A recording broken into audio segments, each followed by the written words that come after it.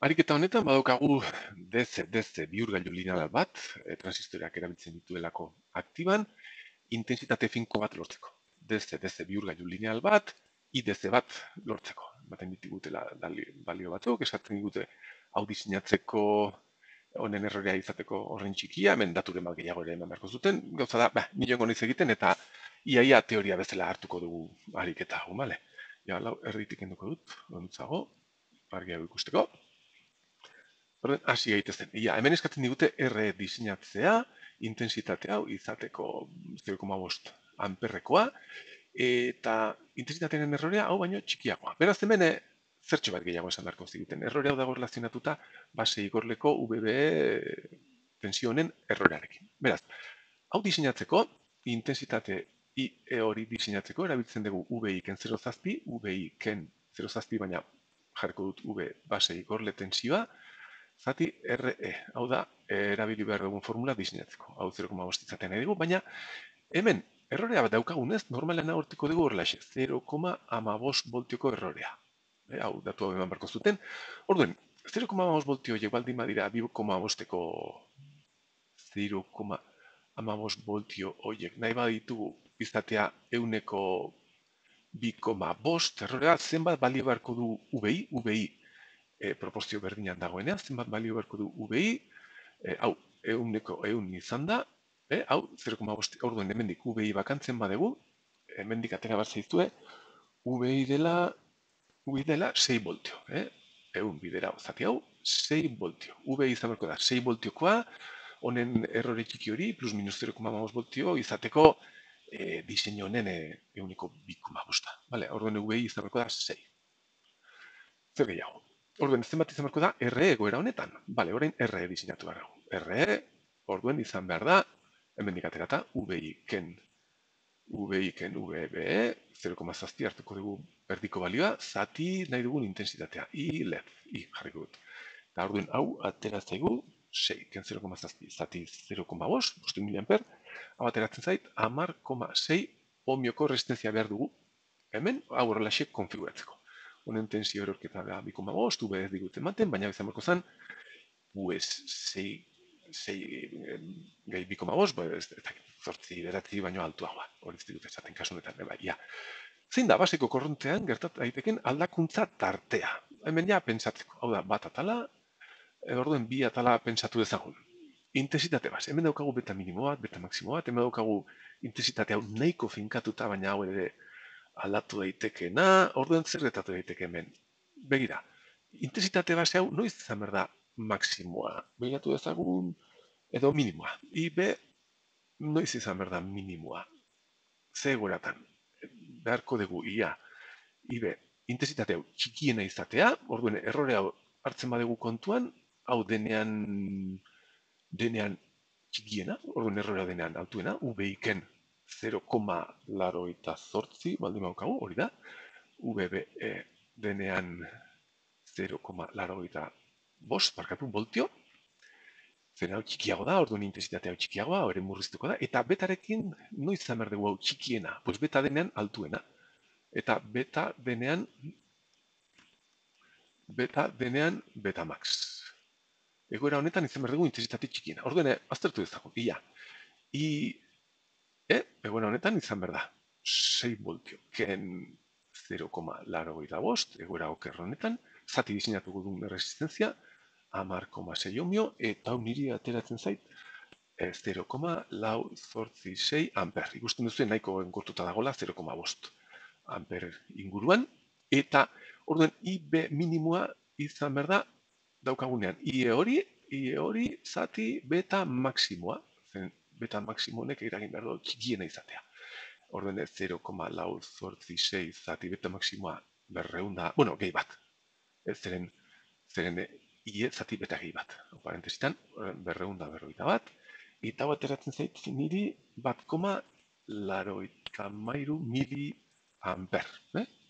Txikiena, pensatu dezagun orain, IB maksimoa noiz izan behar dugu. Vale, tensio diferentzia txikiago denean, tensio baltu guxo izan behar da, intensitatea baltuagoa, orduen VBE denean bere minimoa, 0,05 voltio, 0,7 0,5, eta beta pues denean txikiena, zerin txikienarekin hau altuago izan, berda? Eta beta denean beta minimoa, ia ze zenbaki ateratzen zaizkigu nia. Ie, egoera honetan, hau denean hau, da 6 ken 0,5, zati diseñatu dugun erresistentzia, eta hau niri atera zait 0,5 bat lau amper. Ikustazue 0,5 inguruan daukagula nahiko egonkortuta, baina orain beta baldin bada minimoa, izan behar dugu, IB izan behar dela, IE zati beta minimoa gehi bat. Hau da, 0,5 bat lau amper, zati 150. Eta hau niri atera zait 3,4 miliamper. 3,4 miliamper. Ikustazu, egora guzti hauetan, intensitatea nahiko aldatzen da, 0,9tik 3,4ra, baina IE, pues bueno, honen aldaketa ez da horren handia, eta hori da galdetzen zigutena hemen. Guazen horrein azkeneko galdera. Ia, diseinu hau, esaten digute, diseinu hau, diseinu jartzen badegu hemen 20 voltio, C eta R berugailu batena baldin bada, kalkulatu, eta hemen nik ere nahi badegu intensitatea hau izatea, 0,5 amper, orduan, mantentzen da 6an eta hau 10,6an, omio. Honetan, zein izan behar da R maksimoa berogailu honena honek ondo funtzionatzeko. Bale. Bihurgailu hauetan hau aktibo egon behar da. Erresistentzia hau ahonditzen bada, hau finkatuta dago, 0,5 voltio amper inguru da. Hau ahondia baldin bada, tensio erorketa hau ahonditzen joan behar da, eta hau sartu daiteke asetasunean. Beraz, muga izan behar da hau 0,2 voltio altuago den bitartean izan behar dugu bihurgailu hau ondo funtzionatzen. Orduen, hemen nola izango zen, Rmax nola diseinatu beharko dugu. Rmax izan beharko da, hause, 20 voltio. Eta erresistentzia honetan, R maximoan erori beharko da, hau aktibo egoteko tensio guztia. Orduen begira, suposatu duzu, mugan hemen 0,2 voltio ditugula. Orduen ze tensio daukagu hemen? Begira, hemen 6 voltio, horrexe diseinatu dugulako. 6, ken 0,7, hemen 5,3. Eta asetasun mugan 5,3, gehi 0,2, 5,5 voltio hemen, baino gehiago izan beharko dugu hemen. Orduen, bali hori ere behar dut erresistentzia hau diseinatzeko. Orduen, hirugarren atalan, hau izango zen, hirugarren atalau. Hemen, horrelaxe diseinatu beharko dut, Rmax da, hause, erortzen duena intensitate horrentzat, tensio diferentzia honetan, 20 ken 5,5, egoera okerrenean, azetasun aktibo muga horretan, zati daukagun intensitatea, 0,5 amper. Eta hause niri ateratzen zait, 29 ohmio. Hau baino txikiagoa izan beharko da erresistentzia, berogailu honen erresistentzia, tensio hau baino altuago izateko, hau aktibo mantentzeko. Bale, hau izango zen. Eta azkenik, igual, kuriositatez, hemen egin dugun diseinu honetan, fabrikazio tolerantzia hau daukagu. Eta hemen kalkulatu dezakegu, ikusi dezagun IC nola aldatzen den betarekin. Suposatu dezagun transistorea hauek izan dezaketela beta ezberdina, hau diseinatu dugu, hau izango zen azkeneko laukutuan, IE. Diseinatu dugu izateko 0,5 amper, eta beta aldatzen bada minimotik eta maksimura, zenbat aldatzen da? IC, bale, pues, beta minimoarekin, IC izan behar da, beta minimoara baldin daukagu, IC da beta, zati beta gehi bat, bider IE.